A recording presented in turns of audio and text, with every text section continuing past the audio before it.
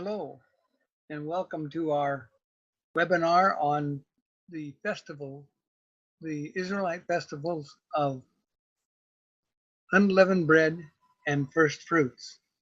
And as usual, I have a PowerPoint presentation to show you that illustrates many of the interesting facts about these two festivals.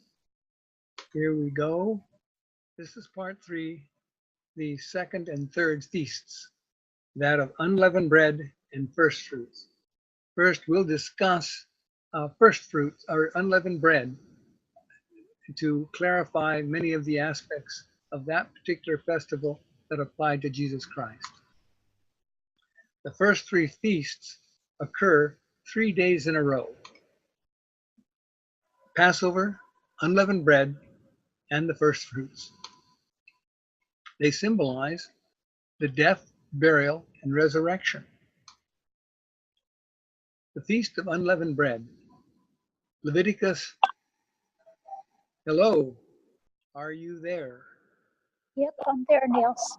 Okay, Sue. Sue, glad you're on board. Yes. I've just started the discussion. I'll go back one slide to pick it up. This is the part 3 of this discussion about the Feast of Israel, and we're discussing the Festival of Unleavened Bread and First Fruits. And these 3 feasts occur 3 days in a row, or the first 3 feasts, I should say. You know, Passover, unleavened bread, and first fruits. And their appearance 3 days in a row is significant because they symbolize the death, burial, and resurrection of Jesus. I don't see you on yet. There you are, Sue. I didn't see you. Are you hearing me all right? Yeah, I hear you. I just muted the video because it's not a very attractive screenshot from my phone. Okay, you're watching this on the phone. Well, that's interesting. That's Yeah. right. You can do that. I'm not that familiar with how to do that on the phone, but that's really great. So then going on, the Festival of Unleavened Bread is recorded at Leviticus 23, 5 and 6.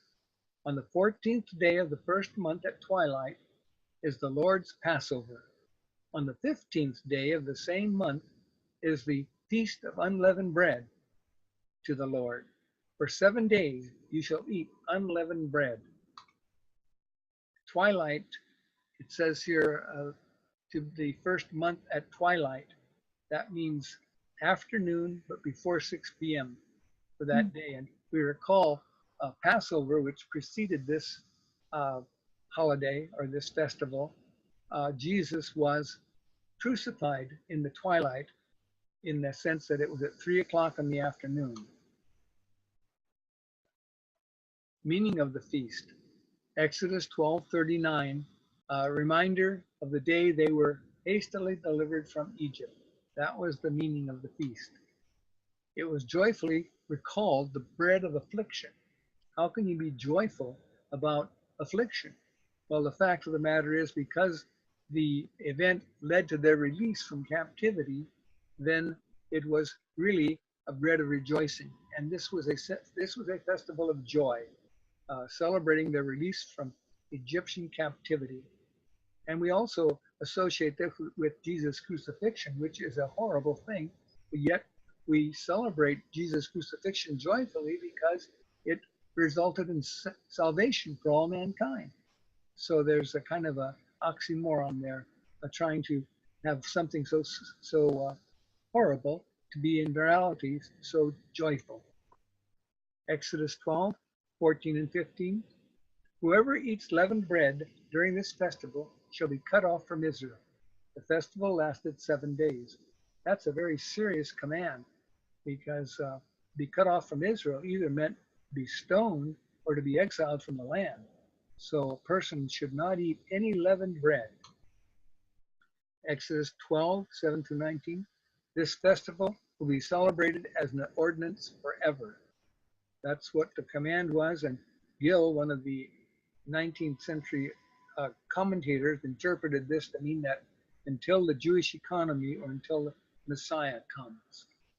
So forever isn't really without or endless time. It has a limit to it. Leviticus 23:5.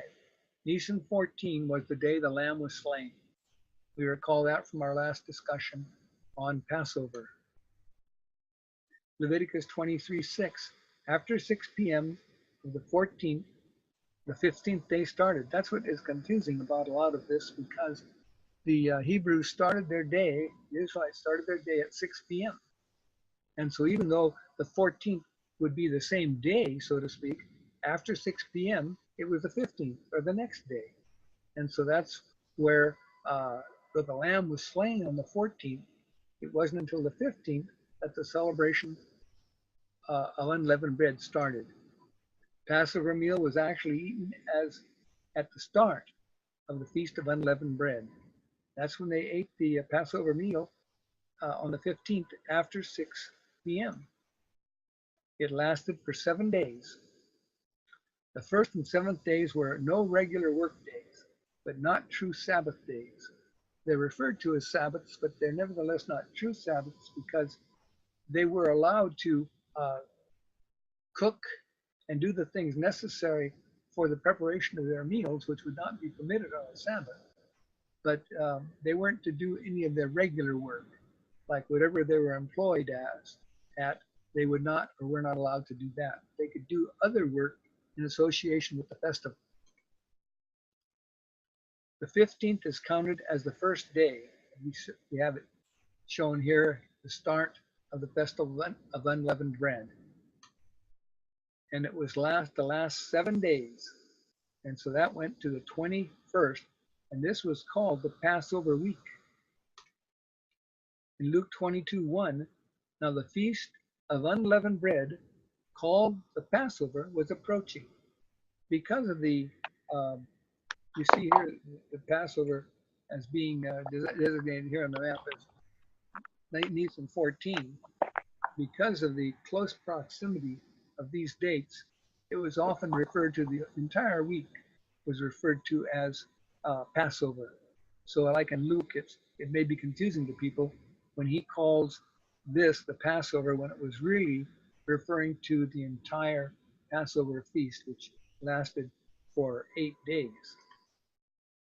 The Passover lamb was killed twilight on the 14th, about here, and then it was eaten on the 15th after 6 p.m. So there are 2 separate days involved here, although it would have been still the same daytime period. I'm not sure if you're entirely understanding that, but it is confusing a little bit because of their requirement that the day starts at 6 p.m. Mm-hmm. Before 6 p.m., the 14th, and eaten after 6 p.m., the 15th, during the same daytime period. The importance of the feast. Exodus 23:14. Israelites commanded to attend 3 of the 7 feasts at the temple. These were unleavened bread, the one we're talking about, Pentecost, which is going to be 50 days later, and Tabernacles, which comes in the fall of the year. This feast was commanded before Exodus. In other words, the unleavened bread feast was commanded clear back when they were in Egypt, whereas the remaining feasts were commanded after they left Egypt. After the destruction of the temple, however, this rule no longer applies, which means the people that, or the males that were to attend these 3 feasts after the destruction of Jerusalem in 586, and then being taken to Babylon, they could no longer attend the temple service because there was no temple. And so they were not required to attend these 3 feasts after the destruction of the temple. Luke 22:41. Jesus, however, attended all the required feasts while growing up. The temple had been rebuilt, and so he was a good Jew, and his family were in attendance at all these required festivals. We have a picture of him here, and it's At Luke 2:46, it tells us of Jesus' experience with the temple teachers. You may recall that he got lost from his parents when they were in Jerusalem, and he was found in the temple, and yet they were astounded at his wisdom and knowledge. Luke 2:47, and all who heard him were astonished and overwhelmed with bewildered wonder at his intelligence and the understanding of his replies. How do they celebrate this then and now? In Exodus, Israel is commanded to celebrate the festival of unleavened bread as a lasting ordinance. Houses already cleaned of unleavened bread and remain so for the next 7 days. I may have mentioned that last week in the discussion. Exodus 13:7, no yeast even allowed within Israel's borders. So it was that important. They were to remove all yeast from their house. Sometimes they used tools to get the yeast out of the cracks in the floorboards even. It was certainly important for them to do this. One of the questions that someone answered when I've given this talk before at the congregation was, how did the Jews acquire new leaven after the Passover? Because all the leaven was eliminated from the land. And just as an aside, even today, that law still applies to the Israelites in Israel today. So what do they do to rid themselves of leaven in the land? They would sell the leaven, their bread and all their produce that included leaven, to a Gentile during the period of the feast, and then after it was over, they would buy it back. So that's how they do it today. They don't do necessarily the strict removal of leaven as they did in Jesus' day. Leaven is a fermented mixture of water, flour, and microscopic yeast spores. It's a fungi which are in the air all the time. So they can make whatever leaven they need afterwards. In this way, they simply mix water and wheat flour until they ferment naturally. 1 Corinthians 5, 6, and 7. Leaven, which is associated with souring or decay, then pictures the sin of Adam, which leads to death. 1 Corinthians 15:45. Thus it is written, the first man, Adam, became a living being, an individual personality. And the last Adam, Christ, became a life-giving spirit, restoring the dead to life. Isaiah 53:5, the Messiah would be pierced for our sins. 2 Corinthians 5:21, God made him who had no sin to be sin for us, so that in him we might become the righteousness of God. Isaiah 53:9, Messiah would be assigned a grave with the wicked, but actually be buried in a rich man's tomb because he was like leaven, but without sin. So you see the two associations there.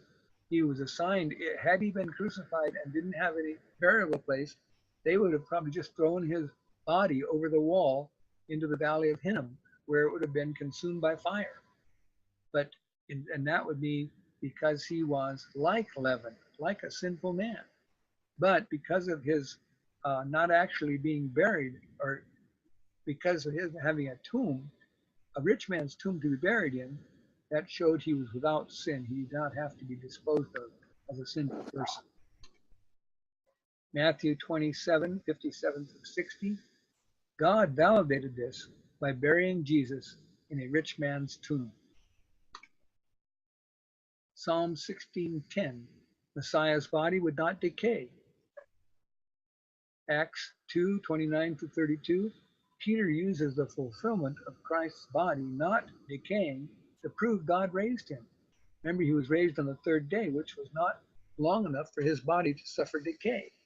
And so Peter pointed that out. that prophetically speaking, his body would not see decay. And it was referring, you recall, to his discussion in Acts 2. Jesus fulfilled the Feast of Unleavened Bread when he was buried. He was actually the unleavened bread of life, which was the opposite of the leavened bread of sinful man. He demonstrated his power to provide literal bread when he fed 5,000 at Matthew 14:19, where it relates that. He told those he fed that he was the bread of God that came down from heaven, John 6:33. Taken together, the Passover quickly followed by the Festival of Unleavened Bread were intended to represent the death and burial of Jesus Christ. Now we come to the first fruits, Numbers 18:12 through 14. All the first fruit offerings were given to Aaron's family perpetually. This would be for them to be able to eat uh, for their meals. Leviticus 23:10 tells the Israelites to bring the sheaf of the first fruits of the harvest. Leviticus 23:11, the priest is to wave the sheaf before the Lord. We have an illustration of that here. A sheaf is about equal to 3.6 liters. Not sure if that helps you get a visual idea of how much a sheaf is in terms of when you harvest it and put it into a container. When were they celebrated? The first fruits followed the festival of unleavened bread as the third in the festival cycle in March or April. Celebrated on Nisan 16, which started the evening of Nisan 15/16 with the ingathering ceremony. So here we have that combination 15/16 again, because this celebration would start after 6 p.m. And we'll notice that when we review the ingathering ceremony. No produce was allowed to be eaten before completion of the first fruits ingathering. There was a dispute over which Sabbath starts the celebration. Leviticus 23:11 says, "And he shall wave the sheaf before the Lord, that you may be accepted on the next day after the Sabbath. The priest shall wave it before the Lord." The dispute was involving on the day after the Sabbath. What did that mean? Would the Sabbath mean a regular Sabbath or a festival Sabbath? Well, we have Josephus who explains how they actually did it back in the time of Jesus. Josephus writes, "But on the second day of unleavened bread, which is the 16th day of the month, they first partake of the fruits of the earth. But before that day, they do not touch them." So we then know that it was the next day after the Feast of Unleavened Bread. The festival start of first fruits on the 16th. This starts the period of the Omar, counting the Omar. And the Omar is a unit of measurement, and it's just each day for 50 days leads to Pentecost. And so this was the first fruits festivals was actually a tie to Pentecost 50 days later. The celebration for first fruits is detailed in Deuteronomy 26:1 through 10. Deuteronomy 26:1 and 2. When you have come into the land which the Lord your God gives you as an inheritance and possess it and live in it, you shall take some of the first fruits, or first of all the produce of the soil which you harvest from the land the Lord your God gives you, and put it in a basket, and go to the place, the sanctuary, which the Lord your God has chosen as an abiding place for his name, which would have been the temple. Neglecting the first fruits offering was considered robbing God. Malachi 3:8-9. Will a man rob or defraud God? Yet you rob and defraud me. But you say, in what way do we rob or defraud you? You have withheld your tithes and offerings. You are cursed with the curse, for you are robbing me, even this whole nation. How was the conducted? Traditionally, a special small barley field was planted 70 days previous to the celebration. It was in the Kidron Valley, and this map shows you approximately where it would have been located, the harvest plots. They were allowed the wheat that was, or the barley that was planted there was allowed to grow naturally without any watering or fertilizer, and this had prophetic significance. 3 reed hoops were used to measure with a measured amount of seed. In other words, the hoops would be placed on the ground, and a specific measured amount of seed was placed within those 3 hoops and then allowed to grow.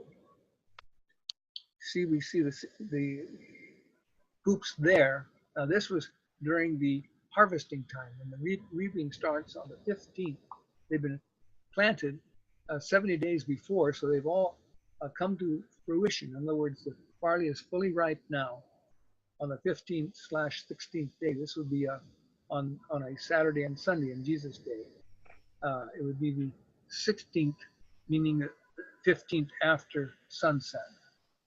And so you see the reed hoops. Those were the hoops that they were used to plant the barley in originally. And when they came to harvest it, they located where those hoops were and then took all of the barley within those hoops, and that was what they harvested. They tied it off like you see this man right here doing, and they took the sickle and cut it off, and that was what they took to the temple. 3 men, appointed men, do the job. Reaping proceeds even on a high Sabbath. What's a high Sabbath? When a Sabbath falls on a feast day. A feast day itself is a Sabbath. It's a no-work Sabbath, but it's not a complete Sabbath. But if the feast day falls on a Sabbath, then it's a no-work Sabbath and a high Sabbath. But the men appointed to the job were allowed to work on this day. Reaping barley was a public event. You see over here, witnesses were involved. Jesus, at this point in time, is still in the tomb. He has not been raised yet. In unison, 3 reapers ask witnesses questions.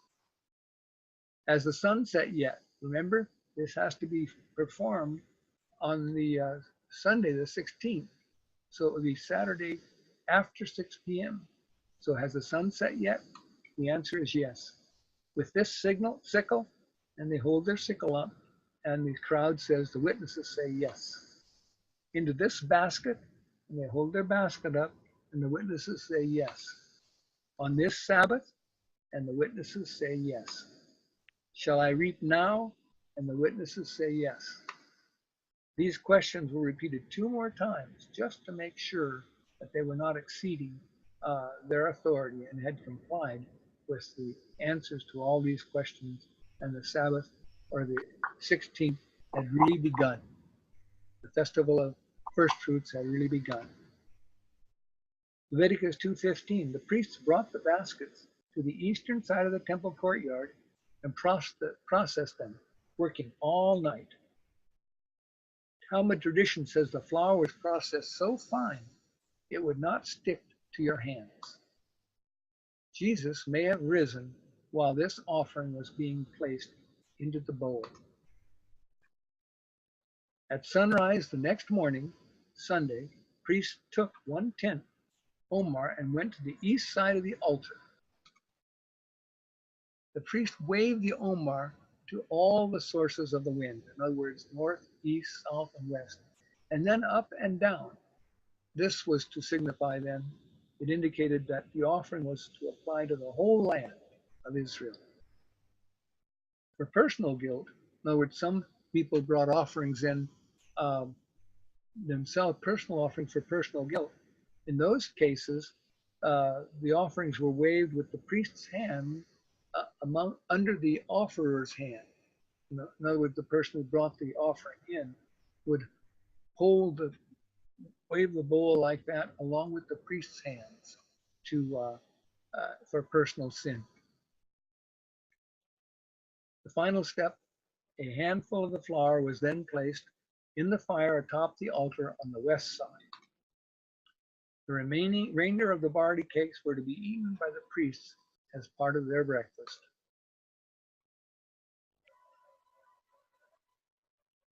In the city now, they were permitted to eat, to buy, and to sell barley. Those outside the city had to wait until noon. The modern fulfillment or celebration, this festival has not been traditionally celebrated because there is no temple. The only ritual that survives is the counting of the Omar, which we'll consider the next time. Each of the 50 days is ceremonially counted to Shavuot, or Pentecost. Some days have become historically special. For instance, the 33rd day is called Lag BaOmer, celebrating the end of a serious plague in about 120 to 130 AD. Priests offered unleavened, purified barley cakes for a good harvest. Jesus fulfilled the first fruits festival by rising on Nisan 16 as the sinless first fruits from the grave. 1 Corinthians 15:20, Jesus was the first fruits of those to be resurrected. Note that care was taken not to protect the growing barley from the elements or to provide artificial water or fertilizer. Luke 2:51 says Jesus was allowed to grow up normally as an obedient son to his parents. Luke 2:52, Jesus increased in wisdom and favor with God and man. Matthew 13:54 to 55, isn't this the carpenter's son? Where did he get his power and wisdom? Deuteronomy 8:18, a prophet like Moses will be raised up to speak only as commanded. And that's significant.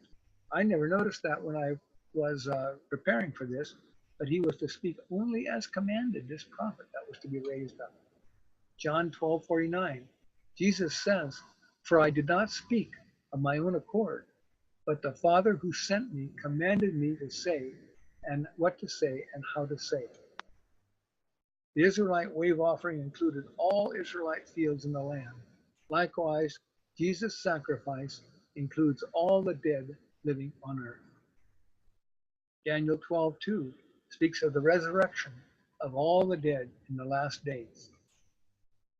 John 5:28 and 29, Jesus appears to repeat Daniel's words about the resurrection. Do not be surprised and wonder at this, for the time is coming when all those who are in the tombs shall hear his voice.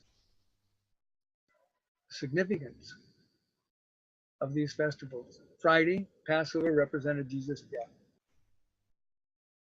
Saturday, in other words, after 6 o'clock, the unleavened bread and the eating of the Passover lamb represented Jesus' burial. And Sunday, first fruits represented Jesus' resurrection. So next week we'll consider the Pentecost. That'll be good because we think about Pentecost only as we know it. So it'll be interesting to hear the Jewish side of it. Yes, that's true. Yeah. I appreciate your comments, Sue, and thank you very much for coming. And I'll have this video processed and put on YouTube if you care to look at it. I don't know. Oh, good. Have Good. you? Then I can share it. Yes. Yeah. Maybe send me the link.